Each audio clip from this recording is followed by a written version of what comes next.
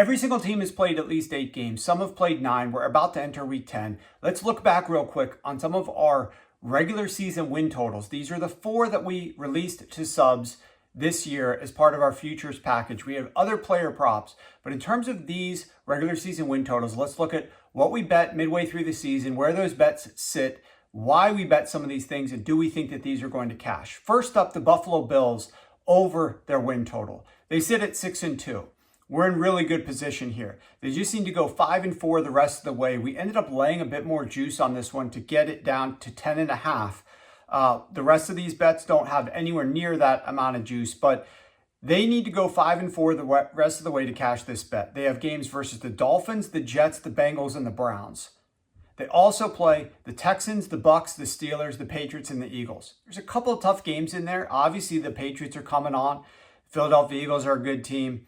Pittsburgh Steelers, sometimes their defense is playing elite. Sometimes their defense is playing terrible. The Bucks are okay, but we're about to turn into the colder months of the year, the colder weeks of the calendar, and the Buffalo Bills hosting some of these teams, getting to play some outdoor teams, some dome teams rather, at their home stadium, maybe some warmer weather teams, should have the advantage. Again, we only need to go 5-4, basically flipping coins for the Buffalo Bills. They're definitely a better team than that. I think we're probably looking okay in that one.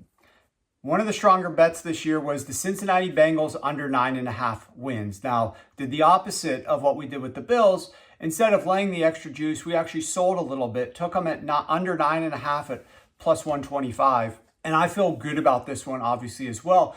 But more importantly, obviously, we know Joe Burrow was injured, and that's what's helping this. But the fact remains, the reason that I took this bet was entirely because I thought Joe Burrow was such an unheralded, unrecognized, great quarterback. And I know it sounds counterintuitive then to take the under on a team like that, but the issue that I shared all offseason was the Bengals offensive line, run game, and defense are so absurdly bad.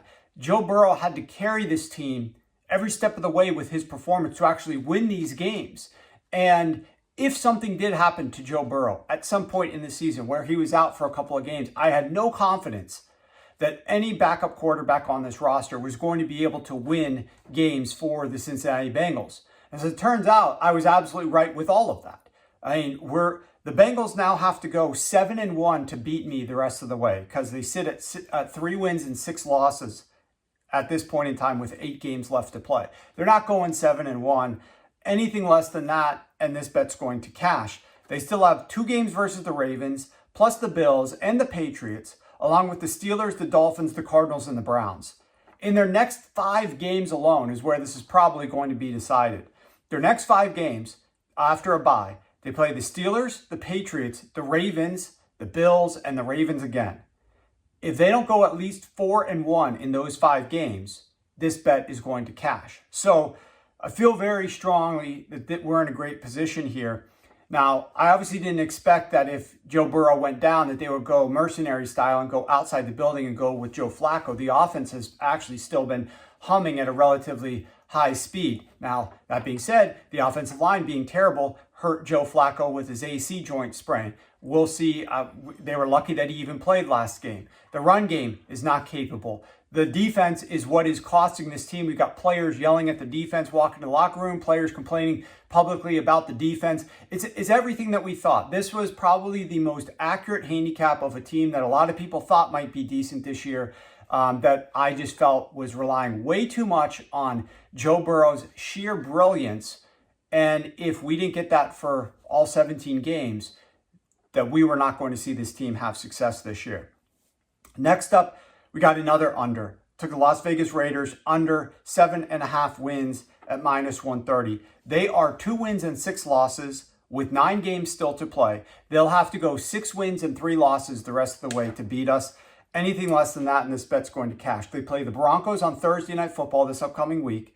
After that, they still have games versus the Eagles, versus the Chiefs, versus the Chargers, versus the Cowboys, versus the Broncos again, the Houston Texans, the New York Giants, and the Cleveland Browns.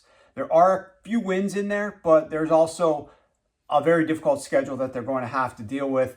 And I think it's going to be lucky if they can somehow go 6-3 with that schedule. I don't really anticipate that happening. And last but not least, the New Orleans Saints under 5.5. This is one of the more interesting ones. They're so far away from this right now. They've played actually 9 games. They've won only 1. They're 1-8. They've got 8 games left to play. As long as they don't go 5-3, we're going to cash this. But the Saints' schedule is actually the most manageable of any of these teams. They don't play a single team based on my metrics that is ranked better than 19th in total efficiency. They've got the Panthers twice, the Bucks, the Falcons twice, the Dolphins, the Jets, and the Titans.